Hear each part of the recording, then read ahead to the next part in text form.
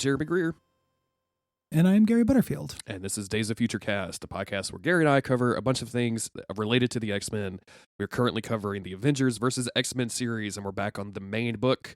A quick apologies to how weird I sound. I'm sick, and I'm struggling to get through this. I'm doing it for the listeners, Gary. That's what I'm bleeding onto the floor for the listeners. This is my Jesus Christ moment. I want you to know that. Yeah. Jesus wept. Yes. You're doing it. John 16. Yep.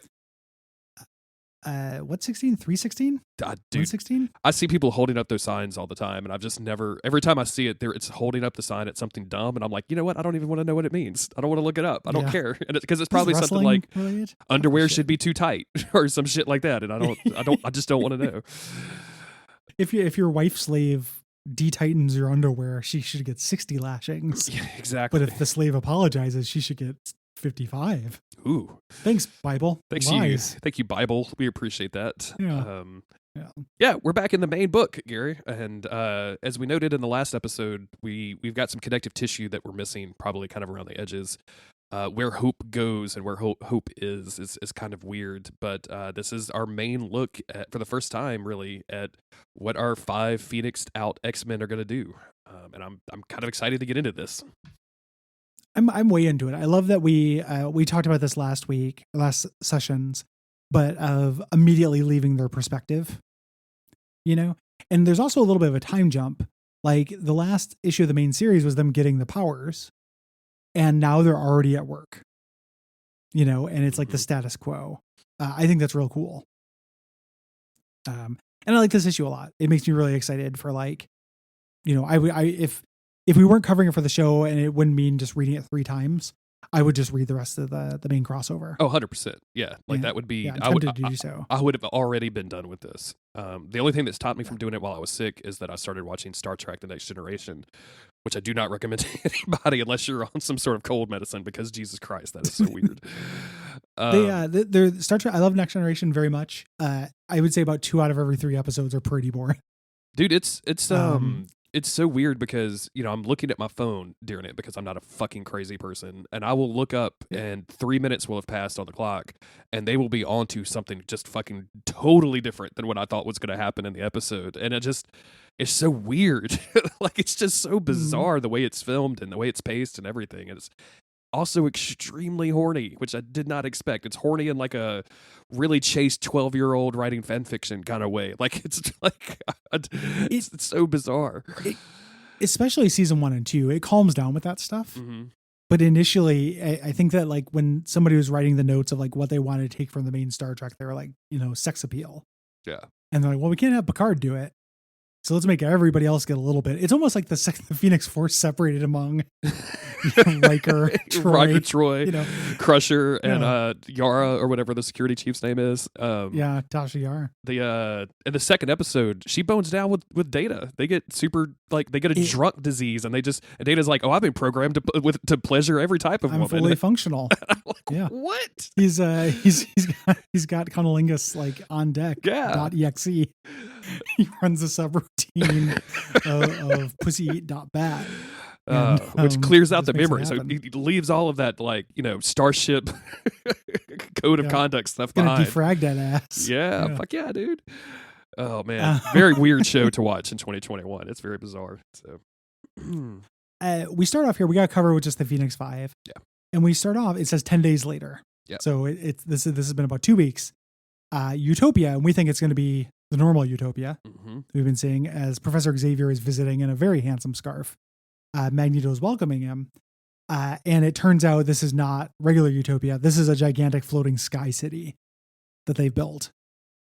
We get this great splash of Magneto standing in front of these floating pillars of cities. Yeah. Super cool. There's an undercurrent to this, and I don't know if they're going to get into it, but and I don't know if I may be reading too much into this, but it seems like Magneto is just incredibly jealous not to be a super powerful cosmic power god in this. Like, he's down, he's here he's on mission, but it just seems like every time he looks at one of these 5, he's like, God damn it, that could have been me. That's a great I wonder if they explore that at some point, because I could right now he's just along for it, right? Yeah. The contrast between him and Xavier is being played up here, where this is mutants winning. And he's just like, yeah, of course, like, and there's like poignant little bit where he's like, it's pretty crazy. Like we used to think of these as kids, and not only kids, we used to think of them as our kids, and look what they're doing. And Xavier is like, I still think of them that way, like it's Xavier's not, he's fully on board with that. Yeah. And the idea of him developing this jealousy, or just not taking, like, some part of him wanting the violent overthrow. Yeah. That this avoided is a cool idea. He specifically says, like, Magneto tells Charles, after Charles says, like, I still think of them as my kids. Like, you absolutely shouldn't. Scott has changed. And they enter this, like, atrium thing. And Scott is just telepathically communicating to him. And this is really the first time that we see, like, his new visor. And Professor calls it out. It's like, you don't even need that anymore, right? He's like, then why are you wearing it? And he said, well, this is the way that, somebody taught me to see the world, and I don't want to lose that. And Charles is like, that's not what I meant about any of this. Like, this is not how any of this stuff is supposed to work. This whole scene is great. Yeah. Mm-hmm. Like, I love this so much. He's like, this isn't what I taught you. He's like, I know it's better than what you taught me. This is doing a good job of selling alien, kind of scary Scott Summers here. When he says it's better, we cut over to all the good works the rest of the Phoenix Five are doing. Yep.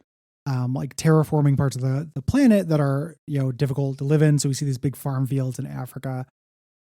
We see, portions of the world getting water, getting free energy, things like that. Yeah.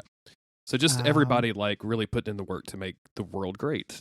Yeah, which is apparently the wrong thing to do.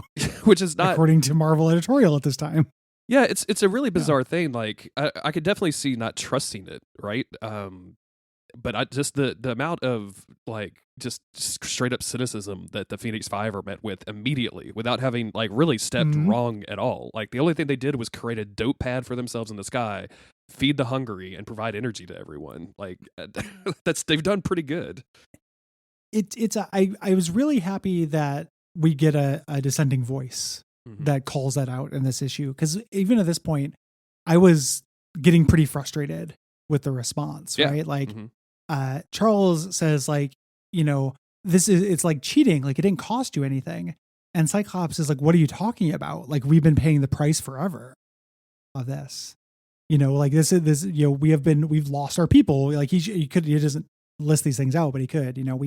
We got decimated. We almost, we've been hunted by robots that were designed to kill us. Like, since I was a kid, robots have been programmed to come kill me. This is the day that you long for. And I love this little bit. He's like, here's your dream, Charles. I've given it to you. Also, just, he's still Cyclops on the inside, at least a little bit. It went just like a boomer ass fucking mentality that Charles Xavier has on this too. Is like, oh, well, this just cost you nothing. Like, I'm sorry I didn't walk uphill both ways, Charles Xavier. Like, I'm too busy saving the fucking world. Yeah. Who cares if it costs nothing and I can just do this with free power, essentially. Like, it's still there. Like, people still get to reap the benefits. You mentioned this last episode. I know they're going to break bad. I really tried to put myself in the moment as these things are happening, and like how you would react to it if you saw it. And like, if I'm watching this on TV, I'm like, fucking Team X-Men, Team Phoenix Force. This is great. I would start worshiping the Phoenix Five. I would become religious to them. Namor brought high-speed internet to my rural community. I'm down. I'm here. Namor has saved more lives than, like, the polio vaccine. In like 2 seconds. Why are the Avengers fighting them? Colossus got me a 2% interest rate on my student loans, Gary. I'm fucking down. College is free now thanks to, it says here magic? Magic? I don't see right. What the fuck? The demon woman gave us free college? All it made me want is for Bernie Sanders to get the Phoenix Force. Can you imagine? Dude. Yeah. I'm once again asking you. Oh my god! Once again, telling you, I don't like. I think you agree with me on this. Like the weird, like, political worship that some people get, like the Squad or whatever. But like, I genuinely like Bernie, and I genuinely like AOC's politics and the things they have to say. So like, the idea of the Phoenix Squad or whatever is just very hilarious to me. Bernie just slashing student debt and providing healthcare to everybody, but like not better than anywhere else. Just the same level around the rest of the world. Yeah. It's really like this is great. Like, so far, like I'm super down, and I love this next scene as well. So we're 12 days out, 2 days later, with Iron Fist saying, like, reporting to Captain America, being like, yeah, we ran into the Phoenix Five. Captain America is like, oh, are you dead? Are you all right? He's like, actually, we're way better. We went to deal with that Hydra thing, and we ran into Zax, who is a living electricity villain who I wasn't familiar with, who was going to kill the Avengers. And then Colossus showed up, and he thought that he fought them, but he talked to them in electricity. This little scene of Colossus sitting on the ledge, so good. speaking and the word balloons of lightning bolts. That's so good, and convinced them to become a power grid for Eastern Europe. I mean, dude, that is amazing. Because Captain America is like, well, I'm sure that he defeated the Legion of Electric guys or whatever, but like, did you get any intel on them fighting? And Iron Fist is like, well, did not do that at all. Actually, I have no idea what they said to one another. But and again, just goes to that, like, oh, they're actually doing good works. Like this feels good. This is positive. He says, and Iron Fist is on board. He's like, it worked out fine. And this just doesn't set right with Captain America, because he's a boomer. He's walking away repeating, like, it worked out fine. He's very suspicious. And I understand having caution around this, but the reaction is just ridiculous. When they get back, the rest of the Avengers are hanging out. So we have Beast, Black Panther, Iron Man, and Wolverine hanging out. And Captain America is going to brief them. He's like, they had a run-in with Colossus. And everyone, again, they think that he's like, they're going to kill him. It's like, oh, Petey didn't. He's like, no, they're fine. The cheapest energy source on the planet is a supervillain now. It's Zax. And this is when, this is when Beast starts to kind of brush up against this of like, we need a plan of action. And I think, I'm sorry, this is Black Panther. He's like, for what? Like, they haven't done anything wrong. Like, they've literally, like, they're not committing any crimes here. Like, it's fucking bizarre. And he also brings up, have any of us ever argued that Thor is too powerful to be trusted? Exactly. Yeah. Like they do have a living god. The difference between Thor and the Phoenix Five is Thor doesn't provide clean drinking water to people. Yeah. He just goes and punches Loki. Like, he doesn't even do that anymore. Now he just hangs out with Loki. What is your point, Thor? Yeah, they're buddies. It's weird. He raises the child Loki. It's he's not terraforming deserts. Iron Man and Wolverine immediately start coming up with ways that they might be able to kill the X-Men, and Beast at this point says, like, enough. Like, what are we doing? And Wolverine's like, don't pretend like you don't know how this ends, Hank. Everything was dark. And he's like, do we even know that? We've seen no evidence of it. Like, right now, people I've known my whole life are remaking the planet into a place that's tolerable that we can live in. And I'm sitting in a room with Earth's most mighty heroes trying to find a plan to kill them. That's dumb. I'm out. I'm out. And and yeah, it's great. This is great. Good moment. I love this moment of Hank just being able to look at this and go, like, you guys are fucking, like, gross. Like, these people are doing these good works, and all you're concerned about is the ability to bring them down from it. Like, this is just wrong. I'm really worried, like, the pacing of this event has been kind of crappy, because I would really like we're in the second act now, right? They got the powers and stuff.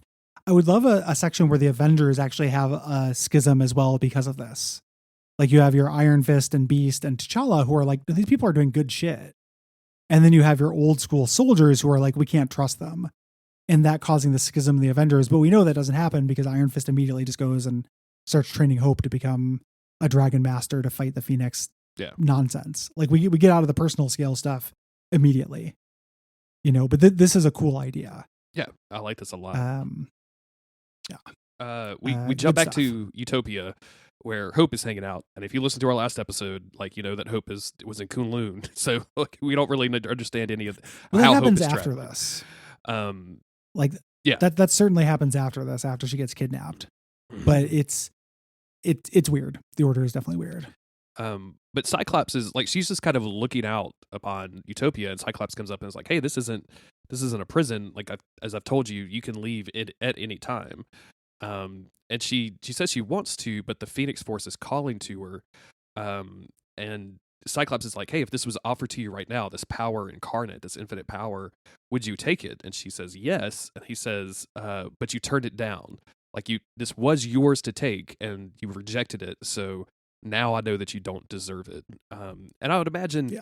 it's weird how they draw hope in this stuff. Like right now, she's very much teenage coded. Like she's got like a hoodie on with like thick sneakers, and then sometimes they'll draw her as like a 27-year-old woman.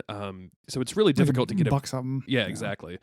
But I would imagine like if her whole life she's been told that she has a purpose, that she's the savior of mankind, and when that moment happens and you reject it, and you just continually get rejected after that, it's going to have some ramifications on your mental psyche. Yeah, she's rejecting it, and this is the beginning of Cyclops being actionably kind of shitty. Specifically to Hope, like it's no longer about Hope as a person; it's about this power and stuff. So we're seeing him break bad. And it ends up being a thing where it's like, can you be a shitty person and still do these great works? The reason why she's sticking around is because the Phoenix Force is still calling to her. Yes. And Cyclops is like, we're going to do even more with this shit. Like we have not even started. And then we get another montage of the Phoenix Five destroying these weapons of war. And it's just incredible looking. Awesome looking. Like you get Magic like sitting casually on this tank as all these things are blowing up. I love Colossus riding on all these missiles falling out of the sky. It's so cool, dude. Bringing down all of this. Oliver Copiel is doing the art, and it's just incredible. Yeah, it's really awesome shit. Namor like pulling up battleships out of the sea, with the fucking Phoenix wings coming out from behind him. It's so fucking cool looking. I don't know how they resisted the urge not to have him have the little ankle wings be on fire too. Like I would not have been able to resist the urge. Like I would have had to do it. It's right there. Like why do I still have normal ankle wings? Like they're dumb. Like put them on fire. Make them 20% cooler, please. Phoenix shoes. Ain't got no Phoenix shoes. Then we get to see that some of the Kunlun stuff, the problem really is Bendis, because now that we have Matt Fraction writing it, it's cooler. Like we have Hamburger Man comes in to talk to an old man to look at this book about like what happened last time Phoenix showed up, and the old man, this is automatically cooler. Like instead of a scrying pool, there's this old tome covered in cobwebs that he reads with a hand and an eye in his palm. Yes. And stuff. It is 1,000 times cooler instantly. Just immediately. Like you get to you give me a book covered with spider webs in a dark room. I'm fucking here, Gary. Fuck a scrying pool. Like don't make me sit around. Like I hate that scrying pool so much. Oh, dude. This is just him getting filled in with that backstory. Yes. Of the old Iron Fist fighting the Phoenix. And him saying you need to find the Iron Fist. So they're putting that together. Then we jump 3 days later to the White House, where Captain America, Iron Man, and T'Challa, aka Black Panther, are giving like an update on the Phoenix Five to the president, who is basically like, "What we need to figure something out. Like we're talking about a $300 million facility that they just completely took over." We need to turn into a school. Turn into a school.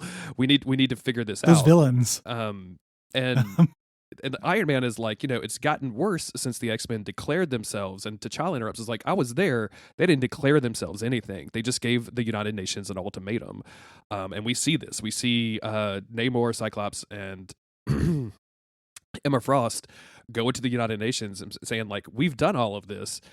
We've given you energy, we've given you food, we've given you water, but that's not enough. We can do more. And from this day forward, we're going to give you peace and freedom from the aggression that has marked the darkest days of mankind. Basically, we will declare no more war. Pax Utopia. And I'm sure Wakanda's looking at that, going like, "Yeah, that was kind of our thing. we did that for a long time, dog." But only a small part of the world. Yeah, but we still did it. We did claim it first. We did call shotgun on world peace, but this is portrayed as something kind of scary. But T'Challa, it's so reading these older comics that came out before the Black Panther movie. Like I read all of this in Chadwick Boseman's voice. Oh yeah, absolutely. It makes me like it like quite a bit. Like I had no real feelings about the Black Panther previous to that movie, and I still think that movie is maybe a little bit overrated. Like it's good. But it's still a Marvel origin movie where Black Panther fights another version of Black Panther. It's a little bit silly that way. But I like this version of him as being this compassionate, like not falling in for Avengers doctrine. And he's like, the president says, can they back up their demands? Like is immediately practical. And T'Challa dodges. He's like, maybe they can, but I do know for the first time, like people who had escaped to Wakanda from Ethiopia, and Sudan are leaving and going back to their homes. Like outlawing this war and getting rid of these warlords, like it's having demonstrable effects. It's real, and then we get the presidential centrism argument. In spite of all our flaws, I believe mankind, we've made a history of forward progress. When the world works, it's because there's been some kind of accountability. Right now, the X-Men do not have that. What fucking universe do you live in, man? Yeah, like where is this accountability that you're it's talking about? People who are obsessed with the idea of modern democracy sometimes think this is true, and I don't necessarily think that like any person would agree with that. Like, besides two world wars, which devastated the entire world in a variety of different ways, what accountability has there been for really anybody? And this is an interesting argument, and I'm glad they're like zooming in on some of this stuff because it is terrifying. Like the what if Cyclops gets mad one day and just wipes, I don't know, like Finland off the map. Like we can't do anything against that. But it's almost it's that interesting thing where if you think about all of the bad possibilities, you're almost manifesting those bad possibilities to happen. You're almost like bringing those to life. Because I'm sure, like, I don't know if you've ever had an argument with a partner or with a friend or anything before where they're like, why are you so mad? And you're like, I'm not mad. And you're like, no, I can tell that you're really mad. And then you start getting mad at them thinking that you're mad. And do you want me to be mad? Yeah. And I can totally see Cyclops going like, why the fuck? No, I'm not mad. Just don't do war. That's all I said. Don't do war. Yeah. Now I'm pissed off and I'm going to destroy Finland. I don't know why I'm picking on Finland on this episode, but here we go. The frustrating thing about this is that argument always comes like, first of all, when you're like, oh, that there's that accountability and stuff, like that has value. At the same time, thousands and hundreds of thousands of lives are being saved every moment. That this plan is enacted. You're putting that principle up against real human lives who are exactly as real as you are. Not dying. Like that kind of forward push for like incrementalism is immensely privileged, and it undervalues actual experience, like so much, and that's why like me and my lefty pinko friends and stuff feel like it's basically a smokescreen for capitalism. Yeah, that we have to do this kind of shit. Like he even says like we have this like $30 million facility. And he's upset that it's a school. Like the price tag is a big part of it, right? Exactly. Like, yeah. That was a war asset. Like I have people, lobbyists that are going to be pissed off about this shit. It's very frustrating when somebody makes a statement like that, and in the face of like a lot of people's lives just being made demonstrably better. Mm-hmm. That has value too. Extremely. Like that is more important than this principle. I'm glad that they're going through the motions. I'm very much with you that I think that this is going to end. Of course, I mean we know that the X-Men are going to break bad. Like we know for a fact that that's going to happen. The Cyclops kills Professor Xavier. Exactly. Yeah, and probably does a lot worse, but leading up to that. So, but I still jerks off in a Macy's. That's what I do if I had the Phoenix Force. Just like just invisibly, like as an Invisible Man situation. Are you in a specific department? Like who would stop me? What is it about the Macy's? No, I'm floating. Yeah, I know. I'm floating above like the menswear department. Just like like Pax Utopia, like just slowly cranking it. Oh man, I'm just gonna jizz all over this. I'm gonna jizz my Phoenix Force all over this flannel, and then I'm gonna get the fuck out of here. Yeah. Go bring water to the people or something. Sup from my seed, it will cure thy cancer. That's Gary's AstroTurf moment. Just jacking off in a Macy's. Jesus Christ. And then we go to anyway. I cut you off with that. No, that's fine. It's great. After that, we go to what looks like old Avengers, meeting the Phoenix. And I only say that because it's a Green Hulk and it's like old style Iron Man. And it's got the Wasp, and we see the Phoenix like coming up to the Avengers, and the Avengers being just destroyed, being decimated, and that zooms out of the Phoenix like fire until it's in somebody's eye, and then we see a very, very sweaty Scarlet Witch saying, "This is what comes next." Yeah, I'm with you that I am so very curious how they're going to handle Scarlet Witch stuff in this comic. I'm really curious. I don't know why, like we're going to get to it. We'll talk about it in a second. We switched to the Avengers dipshit plan, which is to kidnap Hope. Yeah. They're real focused on this. We spent a couple pages talking about how they're going to do this, what the plan is. The idea is this is how they're going to learn about the Phoenix Force so they can fight it. We can't win. We can just get out. T'Challa ducks out. Black Widow's like, everyone in this room's going, and he's like, I'm not going. Yeah. Like, I'm head of state. This is going to appear as if Wakanda supports the action, and we don't. Like this isn't what we want to do. And there's not an argument here. Like, no one tries to change his mind. They just go right back into it. Mm-hmm. Because they are so focused with their plan on getting Hope. I find they're little, when they jump out of the plane and they've all got, well, Thor doesn't, but everybody that can't normally fly has little wings behind them. Mm-hmm. And Captain America like puts some more metal on his shield. Yeah. It looks like he's got like maybe like a repulsor beam thing, like an Iron Man attachment to his shield, which feels very like Ultimate Alliance video gamey. It also they look like Fallout 4 characters. I'm playing that for work, and this looks like half the armor in Fallout 4. So they dive onto there.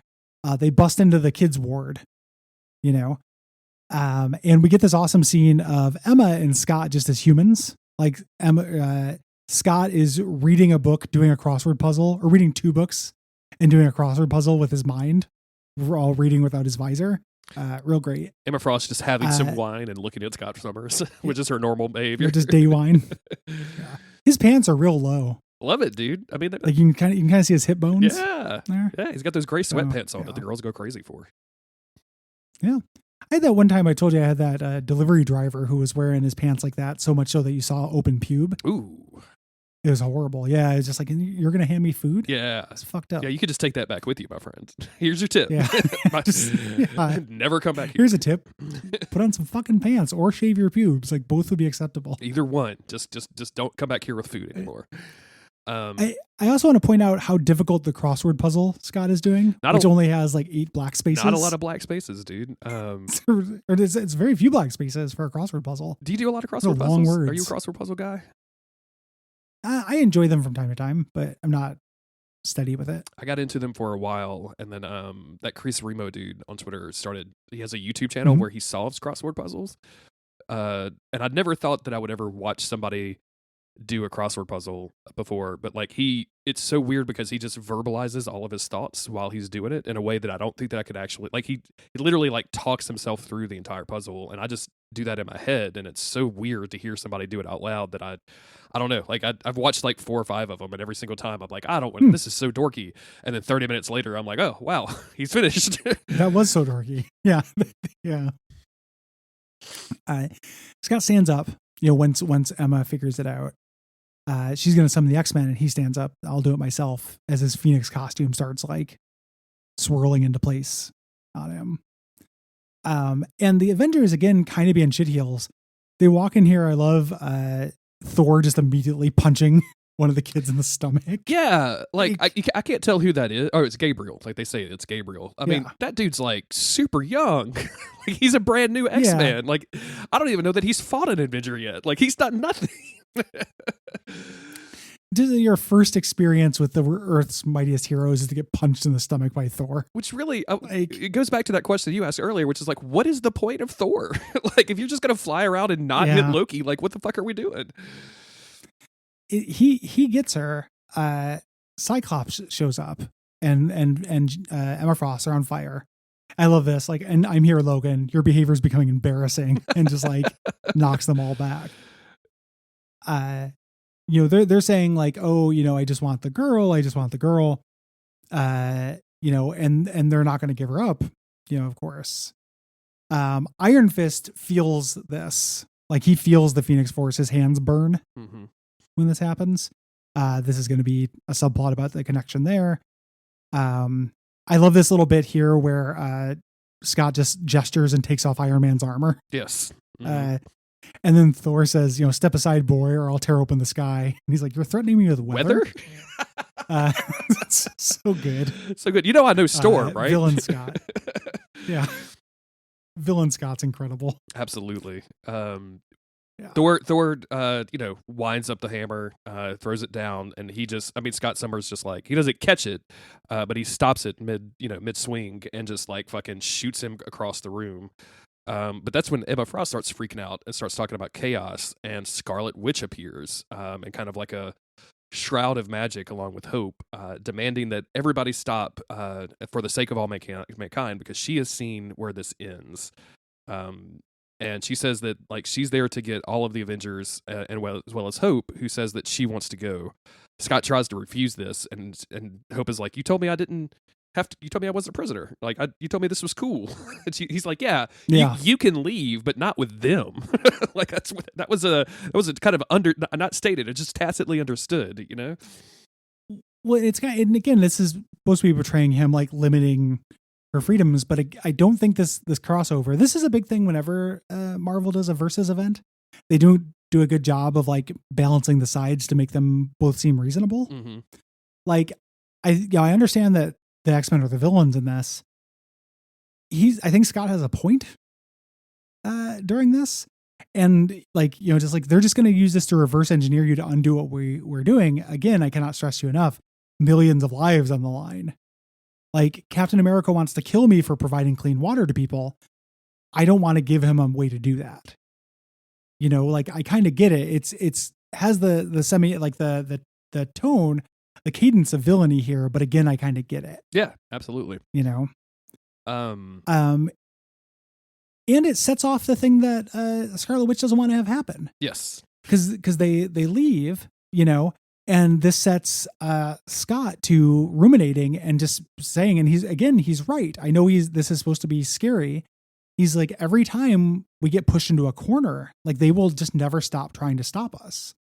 And he's, and it ends with him picking up Captain America's like burnt off helmet with the A and says, "No more Avengers." And he's right. Yeah. Like we can do infinite good. It doesn't matter what we do. The Avengers are always just going to try to stop us. And I know this is supposed to be, scary. Like, oh, we don't want the X-Men to kill the Avengers. They're in the scary red and black costumes. But again, they're right. They totally right. Like, and if you look at the Avengers' actions in this issue just by itself, like breaking into his school, just beating up some kids with the intent purpose of, or the absolute purpose of stealing a child from her home. Without, Scarlet Witch showed up and Hope was like, okay, I don't want to go with them. I want to go with her.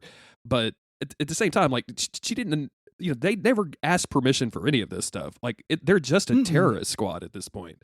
And I don't blame Scott for this at all. And we've seen in the lead up to this event, like we've seen Scott like really push back against the world, push back against the Avengers.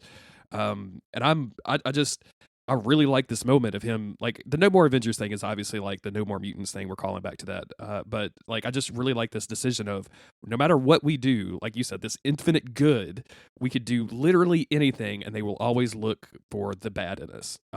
And it, like I said earlier, like it makes him do the bad that they expect to find. Exactly. It becomes a self-fulfilling prophecy. It's so when this image that Scarlet Witch saw, like, I think that the idea is Scott or the Phoenix people are going to travel through time and fight the original Avengers to make it so there were no Avengers, is my guess, or try to. And that's going to have problems because the Avengers save the world a bunch of time. I can understand him just showing up and just putting the Avengers on in like the negative zone for a couple decades. Yeah. Time out, dude. Sorry. Yeah. You don't have to time travel them. Just be like, hey, sorry. Like we're here, feeding, clothing and providing water and stability to the world. Sorry that you these wealthy Americans don't like it. Yeah. It ends up being very frustrating. The politics of this, again, it feels more alien than like comics we've read from the 80s. Yeah, absolutely. 10 years ago was a weird fucking time. It was a weird time, and especially like so much has changed in the last decade. Like I think you and I personally have probably gone through dramatic changes in our personal beliefs in the last decade, and to look back at this and like trying to reflect some of that, some of the time period is really, really weird, and like it's just very. It's not off-putting, but like it's just you look at it like, ooh. You're like, okay, that's I guess all right, like let's get into it.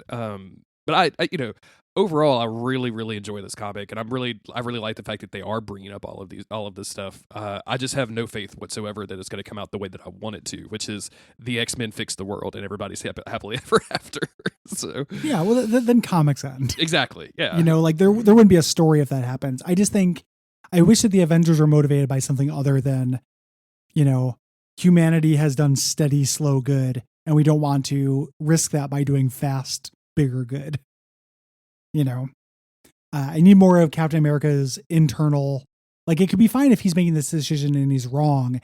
It's just weird that 90% of the Avengers are like, hell yeah, they're providing water. Let's take them out. Exactly. There should be more dissension in the ranks. I would love to have seen that. Yeah. And we still got tons of issues to go. So there's got to be room for that. Yes. I'm hoping we see it. So, like I said, we're in Act 2. Exactly. Act 1 was the lead up to getting the powers. We are now in Act 2. Things are going to change. If you like the show, head on over to patreon.com/Duckfeed.tv and kick us some dollars. Please do. Appreciate that.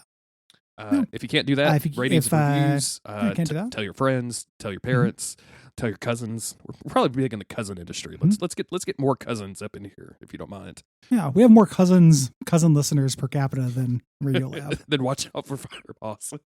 This is the podcast for cousins. Your cousin, you came to the right place. I know why that sounds so dirty. It sounds really dirty, doesn't it? It sounds so gross. Yeah. Cousins.com sounds like a porn site to me. It absolutely does. Yeah, 100%. We'll be back in a couple of days with Kissing Cousins, number 4. Cousin versus cousin versus.